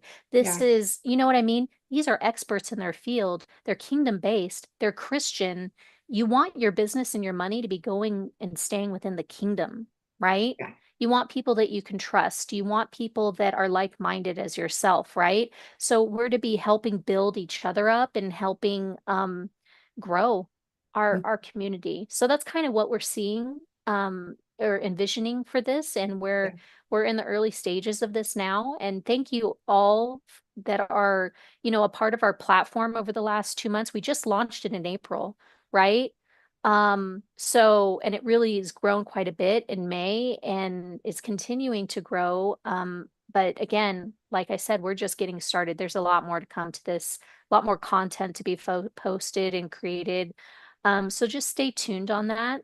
And then with Digital Dollars Now, I really want to continue this channel with the concepts around finances and growing your finances and around money mindset and around, and the Lord's been really telling me more recently how important the mindset is in oh all yeah, of this. And he really wants me to focus a lot on um, developing content to talk about mindset development.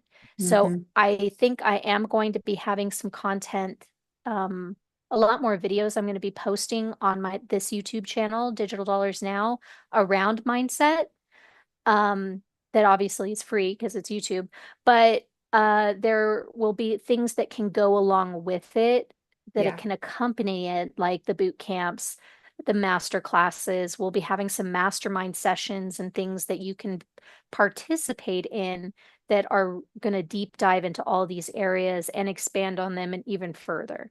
and So healing, yeah, healing. There, I don't think a lot of people realize, and I didn't realize in the beginning, how much healing is really needed and involved when you're shifting mindsets. hmm It is a core central piece that is it's necessary if you're going to be making some of these shifts, is the healing aspect and the deeper inner work piece that goes with that. And I yeah, have seen over the years, I've seen a lot of people, they talk about mindset, right? They talk about shifting the mindsets, and even Robert Kiyosaki, like his whole big thing, right, is think like the wealthy do, right? You got to shift your mindset and your concepts on money.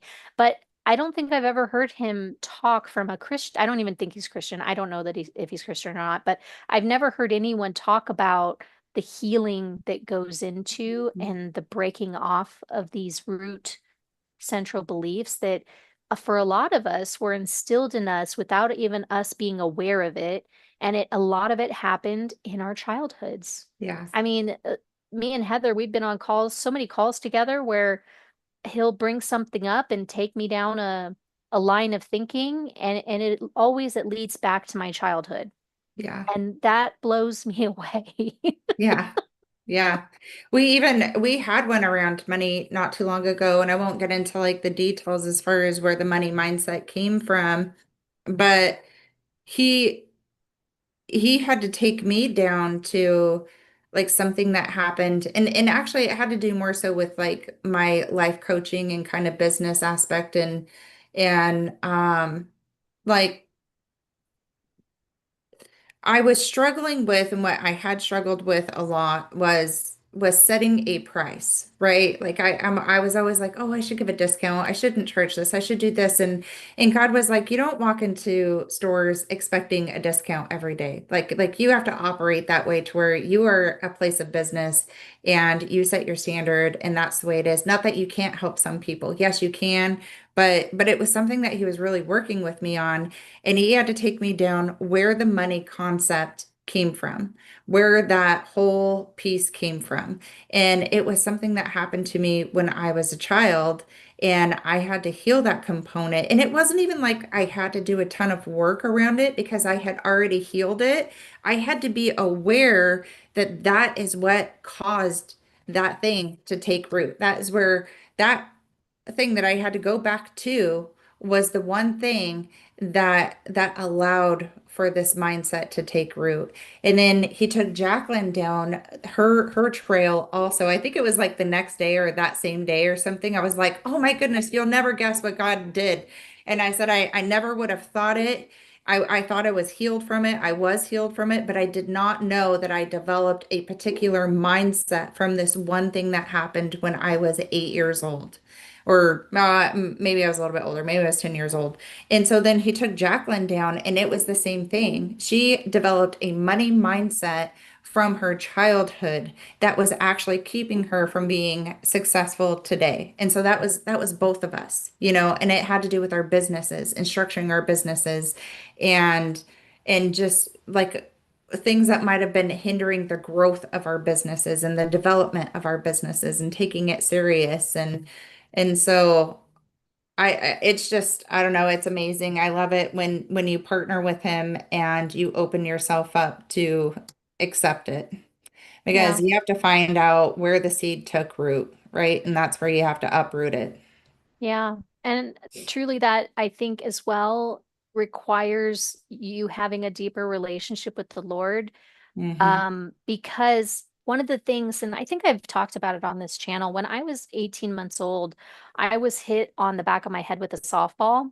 So I have a flattened part in the back of my head, and I have a dark, bruised black area of my brain. For all intents and purposes, that's what shows up on MRIs and stuff like that, and freaks out the doctors anytime I've ever had an MRI. It's really funny actually, because they always ask me like, "Are you aware of this?" Like they're deeply concerned anytime that I've had a new doctor do an MRI, and it's like, yeah, yeah, I can still function and I know it's there. The Lord protected me in that, but it has, I believe, affected my memory. Like I have uh, not Alzheimer's, but I will sometimes forget things. Don't have memories of a lot of my childhood. And I don't know if that's due to the trauma in my childhood or if it's due to my, you know, black spot on my brain. And sometimes I'll be having conversations and I'll forget I already talked about something and I'll start talking about it again. So anyone that knows me for long periods of times, they know these things about me, right? It comes up and they just kind of laugh it off and they're like, oh, this is Jacqueline being Jacqueline. But the Lord has actually had to reveal memories of my childhood to me that to be honest, can't remember. or haven't remembered up to this point. So I think through some of the sessions that I've done with Heather, that deep dive and uncovering some of these things that were, hey, this is where this root was formed in you. And you're not even aware of it because you don't even remember it happened. But the causality of that event, even though you're not mentally aware that it happened because you don't remember it, the root is still there. It needs to be Yeah. healed, needs to be severed. You need to, you know what I mean? You need to deal with it so that you can move forward. Yeah. It's almost like in a computer having hidden code, Yeah. right? And you need to have the back, you need to go in through the back doors to find the code to delete the code. Yeah. It's really weird. I don't Yeah. know. But it really doesn't require a ton of work once you realize it. It's almost like, and I think I tried healing without God, and then I healed with God. And healing without God was not, I wasn't making any progress. But once I partnered with him, then he showed me how to heal quicker. And I don't know, I think that's just what he wants to do with his body is, yeah, he wants us without, spot or blemish. So, Yep, 100%. Well, also I'll leave it at this and I'll just say too, I know someone was asking about the link to become a member to the platform. I did put that in the description of this live as well. So for those of you that may be interested in joining the platform, the link is there. The membership for that is $49 a month. And we do have set up now, we're going to be doing monthly calls within our membership group to and we're probably going to have different topics that we talk about on these monthly calls, but I think a big portion and focus the Lord's had us through is teaching people how to hear more clearly from God mhm, and just having an encouraging, almost like a group coaching session to be able to help people realize maybe they are actually already hearing from God, but they haven't been recognizing it. That was yeah. a big thing for me. And also, we do post some things, some words that we receive from the Lord. We post them early and release them early on the platform to members before we release them on our YouTube channels. And then discounts. So you will also get discounts to any live training events that we have or any e-courses that we're going to post or replays or things like that. So there's a lot of benefits that you can get from being on the platform. And we're still growing it and expanding it. So um, this is still kind of in its infancy. Yeah. Yeah. Yeah. All So I don't know if, right. yeah, is Uh, there anything you wanted to say or add before we drop off here?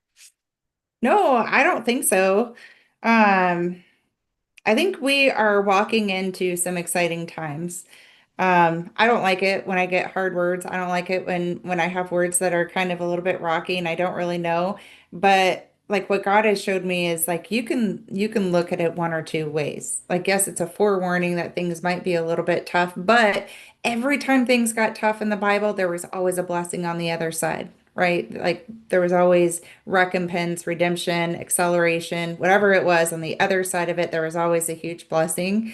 So that's how I try to look at things. I don't always succeed at it right away, but I try to look at things that way is when things seem like they are getting hard or difficult or stressful, then that means that a blessing is coming. And God always tells me that, like it's battle before victory. Yep, So, 100%. Well, thank you all. Thank you so much for staying on and listening to the end. God bless you all and stay tuned. We will have more coming up shortly.